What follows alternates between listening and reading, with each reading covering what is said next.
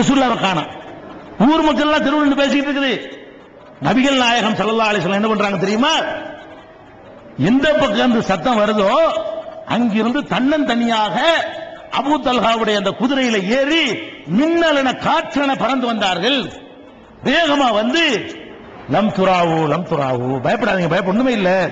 அதாவது இந்த சலசலப்பு கேட்ட உடனே இந்த மக்கள்லாம் வெளியே வர்றதுக்கு முன்னாடி அவங்க வெளியே வர்றாங்க. எதிர்த்தாப்புல அபூ தல்ஹா வீடு, அவர்கிட்ட உள்ள குதிரையை உடனே வாங்கி கொண்டு எல்லாரும் வர்றதுக்கு முன்னாடி அவங்க ஓடுறாங்க. தன்னந்தனியா துணைக்கு ஆள கூப்பிடல. எதிரிகள் படை வருதான்னு பார்ப்பதற்காக வேண்டி வேற ஒரு ஆளை அனுப்பிவிடுவோம் வேண்டி இல்லாம நம்ம தனியா போறோமே, நம்ம உயிருக்கு என்ன ஆகும் என்று சிந்திக்காமல் தன்னந்தனியாக பல கிலோமீட்டர் ஓடி எந்த நடமாட்டமும் இல்லைன்னு கன்ஃபார்ம் பண்ணிக்கொண்டு திரும்பி வந்து சொல்லும் போதுதான் பாக்குறாங்க, என்னடா இது நம்மளே லேட்டா போய் பதுங்கி வர்றோம் வெளியே, இந்த ஆள் அதுக்கு முந்தைய போயிட்டு தன்னந்தனியா யாரையும். இதான் தைரியம் என்பது. தைரியம் என்ன? இது தைரியம், இதான் துணிச்சல். மரணத்தை சந்திக்க தயார். மரணத்துக்கு நான் பயப்பட மாட்டேன்னு ஒருத்தன் நின்றானா அதுக்கு பேர் தைரியம். அடிக்கிறதுக்கு பேர் தைரியம் இல்ல, சாவ துணிஞ்சதுக்கு பேர் தான் தைரியம். ரெட்டின்னு போனாரா இல்லையா?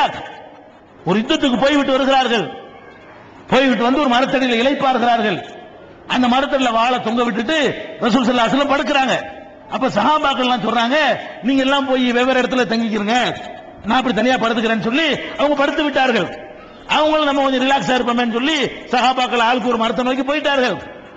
அப்போ ஒரு ஆளு ஃபாலோ பண்ணிக்கிட்டே வந்து, எதிரி படையை சேர்ந்த ஒரு ஆளு அந்த கூட்டத்தை ஃபாலோ பண்ணிக்கிட்டே வந்து, இது நல்ல சந்தர்ப்பம், தனியா படுத்து கிடக்கிறாரு, வாழை வர தொங்க போட்டிருக்கிறாரு, கதையை முடிச்சிருவோம்னு சொல்லி வாழை உருவிக்கொண்டு, முகமதே என்ன சொல்றேங்கிற கொஞ்சம் கூட கலங்காம எந்திரிச்சு உட்கார்ந்துக்கிட்டு, என்னப்பா இப்ப யாரு என்னை காப்பாத்துவா, என்ன அல்லாஹ் காப்பாத்துவான் அப்படி ஒண்ணுமே ஒரு அலட்டிக்கிறாம சாதாரணமா சொல்றாங்க. அல்லாஹ் காப்பாத்துவான் ஆடி போய் அவன் கையில் உள்ள வாழ்க்கையில அதை நபிகள்லாம் எடுத்துக்கொண்டு, இப்ப உன்னை யாரு காப்பாத்துவா, உங்களை தவிர யாரும் காப்பாற்ற இயலாது. உடனே சஹாபாக்களை கூப்பிடுறாங்க, இந்த மாதிரி நடந்து போச்சு, இவனை கூட பத்திரமா விட்டுவாங்க. அதாவது அவன் மிரட்டும் போது கூப்பிடல பாருங்க, ஃபேஸ் பண்ணி முறியடிச்சு தான் கூப்பிட்டாங்க. எப்ப கூப்பிடல? சஹாபாக்கள் கத்தினா ரவுண்ட் அப்படி ரவுண்ட் கட்டிருப்பாங்க, அவன் காலியா இருப்பான். ஒரு சவுண்ட் கொடுத்திருந்தா ரவுண்ட் கட்டிருப்பாங்கல்ல, கூப்பிடல. தன்னந்தனியாக நின்று ஃபேஸ் பண்ணக்கூடிய தைரியம். யுத்த களத்திலே, உஹது போர்க்களத்திலே எல்லாம் ஓடிட்டாங்க. விரல் விட்டு எண்ணக்கூடியவர்கள் இருக்கிறார்கள். அனன் நபியு லா கதிப் அனபுன் அப்துல் முத்தலிப், நான் நபி, பொய்யன் இல்லை, நான் எதுக்கு பயப்படுறேன், எல்லாம் விட்டுட்டு போ, நான் அல்லாஹ்வுடைய தூதன். அப்ப எதுக்கு சொல்றேன்னு கேட்டா, வீரண்டா அவர் தான் நிக்கிறாரு, தைரியம். ஒரு கொள்கையை சொல்றோம். இன்னைக்கு தாராபுரத்தில் 50 ஜமாத்து எதிர்க்குது, 10 பேர் முழங்குறான, இந்த தைரியம் அவனுக்கு எப்படி கிடைச்சது? நீங்க ஊர்லாம் சேர்ந்து அக்கிரமத்தை பண்ண நாங்க பயந்துருவோமா? நீங்க ஊர் விளக்கிறீங்கன்னா நாங்க பின்வாங்கி ஓடிடுவோமா?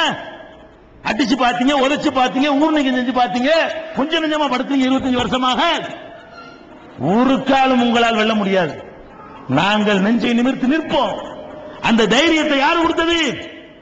ரசூல் ஸல்லல்லாஹு அலைஹி வஸல்லம் அவர்கள் 360 சிலைகளை வைத்து வழிபடுகின்ற அந்த பாத்திலான ஆலயத்துக்குள்ளே நுழைந்து, இது கற்சிலைகள், இது பேசாது, இதுக்கு சக்தி இல்லை, இதை வணங்காது என்று சொல்லி அடி வாங்கினாரே, அந்த தைரியம் உலகத்தில் எவனுக்கு இருக்கிறது?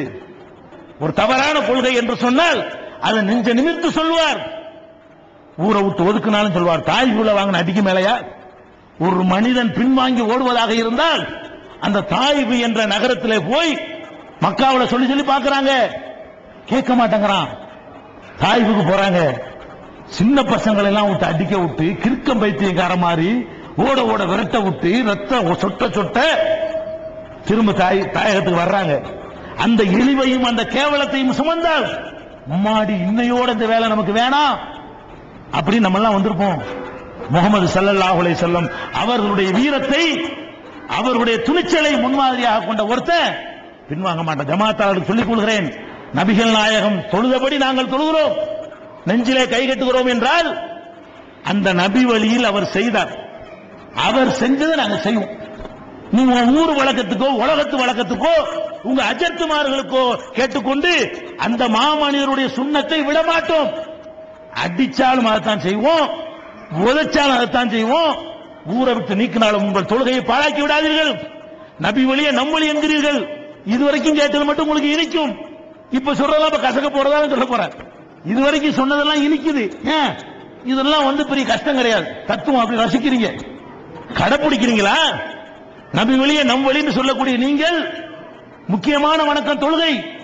ரசூலுல்லாஹ் நெஞ்சில தான் கட்டினார்கள். ஒரு கட்டி எத்தனை ஒரு தொழுகிறீங்க? இப்படியே கட்டினாங்க, நிரூபிக்க ஏழுமா? அப்ப ஐங்கால தொழுகையை தொழுகிறீர்கள்.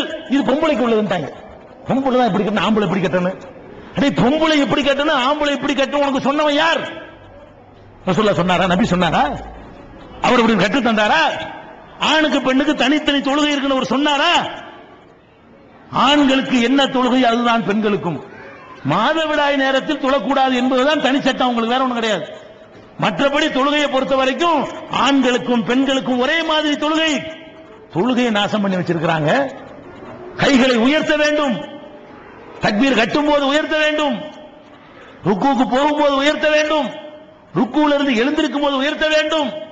இப்படி நபிகள் நாயகம் சொன்னார். இப்னு உமர் அறிவிக்கிற ஹதீஸ் புகாரியில, முஸ்லிமில, அபூதாவுதுல எல்லா நூல்களிலும் பதிவு செய்யப்பட்டிருக்கிறது. அந்த சுன்னத்தை நீங்கள் பாழாக்கிறீர்கள். நபி வழி நம் வழி மீலாதுலா கொண்டாடுறது நபி வழியா? இந்த நபி வழி எங்கே? உங்களுடைய தொழுகையை பாழாக்கி விட்டு மறுமையில் எப்படி வெற்றி பெறுவீர்கள்? கஷ்டப்பட்டு தொழுகிறீங்க. தொழுகிற முறை அவர் சொன்னபடி இல்லாட்டி எப்படிங்க எடுப்படும்? அதுக்கு தானே அவர் அனுப்பினான்ல. எதுக்கு அவங்களை அனுப்பினார் ரசூல் ஸல்லல்லாஹு அலைஹி வஸல்லம்? அவங்களை தொழுகிறதை கற்றுத் தருவதற்குத்தான், நோன்பை கற்றுத் தருவதற்குத்தான், ஜக்காத்தை கற்றுத் தருவதற்குத்தான், ஹஜ்ஜை கற்றுத் தருவதற்குத்தான், உங்களுடைய மொத்த வாழ்க்கையும் எப்படி அமைத்துக் கொள்ள வேண்டும் என்பதை கற்றுத் தருவதற்குத்தான் அவங்கள அனுப்புனார். நீங்க என்ன பண்றீங்க? தொழுகையை நாசமாக்கி கொண்டிருக்கிறீர்கள், நோன்பை நாசமாக்கி கொண்டிருக்கிறீர்கள், புது புது தொழுகையில உண்டாக்கி கொண்டிருக்கிறீர்கள். நபிகள் நாயகம் ரமலானில் 8 ரக்காத் தொழுதார்கள் என்று ஆதாரம் இருக்கிறது. 20 தொழுதார்கள் என்று எந்த ஆதாரமும் இல்லை. ஆனால் நீங்கள் யாரை பின்பற்றுகிறீர்கள்? நபிகள் நாயகத்தை தூக்கி எறிந்துவிட்டு அஜர்த்து சொன்னார், அவர் சொன்னார், இவர் சொன்னார், அபூபக்கர் சொன்னார், உமர் சொன்னார். அபூபக்கர் உமர்லாம் நல்ல ஆளுக்கா? ரசூலுல்லாஹ் விட பெரிய ஆளுங்களா? நபிகள் நாயகத்து நல்ல ஆளுங்களா? அல்லாஹ்ட்ட இருந்து வஹி வருமா உங்களுக்கு எல்லாம்? அல்லாஹ்ட்ட இருந்து மார்க்கம் அவங்க வழியா தான் நமக்கு கிடைக்குமா? குர்ஆன் அவங்க வழியா தான் வந்துச்சா? நபிகள் நாயகம் ஸல்லல்லாஹு அலைஹி வஸல்லம் என்ன சொன்னார்களோ அதைத்தான் உங்கள் வாழ்க்கையில கடைபிடிக்க வேண்டும். நீங்கள் 8 ரக்காத் தொழுவதற்கு பதிலாக ரமலானிலே 20 ரக்காத்தை தொழுகிறீர்கள். இது எப்படி? அப்ப ரசூலுல்லாஹ்வுக்கு மேல பெரிய ஆளியா? இதை சொல்லி தந்த ஆளு உங்களுக்கு யாரு? இந்த உலமாக்கள்கிட்ட போய் கேளுங்க, நபிகள் நாயகம் செஞ்சாங்களான்னு போய் கேட்க சொல்லுங்க பார்ப்போம். நபிகள் நாயகம் செஞ்சதற்கு ஆதாரபூர்வமான ஹதீஸை எடுத்து காட்டினால் 10 லட்சம் ரூபாய் தருண்டு அறிவிச்சிருக்கோம். 25 வருஷமா ஒருத்தர் வாங்கிட்டு போக காணாம். வச்சுக்கிட்டு அர்த்தம் கிடையாது. இல்ல ஆதாரம் காட்டையில, கேமராவுக்கு காட்டையில. அத்தஹியாத்தில் அமர்ந்து கொண்ட ரசூல் ஸல்லல்லாஹு அலைஹி வஸல்லம் அவர்கள் விரலை அசைத்தார்கள் என்று வாயில் இப்னு ஹுஜ்ர் என்ற சஹாபி அத்தஹியாத்தில் வலது கையை வலது உடையில் வைத்தார்கள், இடது கையை இடது உடையில் வைத்தார்கள், 3 விரல்களை மடக்கினார்கள், 2 விரலை மடக்கினார்கள், இந்த நடுவிரலையும் ஆட்காட்டி விரலையும் வளையமா போட்டார்கள். ஆட்காட்டி விரலை நெஞ்சாங்க அசைத்துக் கொண்டிருந்தார்கள். நான் பார்த்தேன். வாயில் இப்னு ஹுஜ்ர்ங்கிற சஹாபி கண்ணால பார்த்துட்டு ஐ விட்னஸ், நேரடி சாட்சியத்தோட அவர் சொல்லுகிறார். முஸ்னத் அஹ்மதுல, தாரமியில, நஸஈல, இன்னும் பல இப்னு குஸைமாவுல, இப்னு ஹிப்பான்ல, இன்னும் ஏராளமான நூல்கள்ல ஆதாரப்பூர்வமா பதிவு செய்யப்பட்டிருக்கிறது. இந்த சுன்னத்தை, இந்த நபி வழியை மனிதர்களுக்கு பயந்து கொண்டு நீங்கள் புறக்கணிக்கிறீர்கள். பாதி ஒரு மாதிரி பாப்பீங்க, எவன என்னட பார்த்துட்டு போடா, நான் அந்த முகமது நபி சொன்னதை நான் செய்வேன், என் உயிரை விட மேலாக நான் அவரை மதிக்கிறேன். ரசூலுல்லாஹ் சொன்னாங்க, நீங்க எப்ப மூமின் ஆவீங்க தெரியுமா? லா யூமினு அஹதுக்கும் ஹத்தா அகூன அஹப்ப இலைஹி மின் வலதிஹி வ வாலிதிஹி வன்னாஸி அஜ்மஈன்.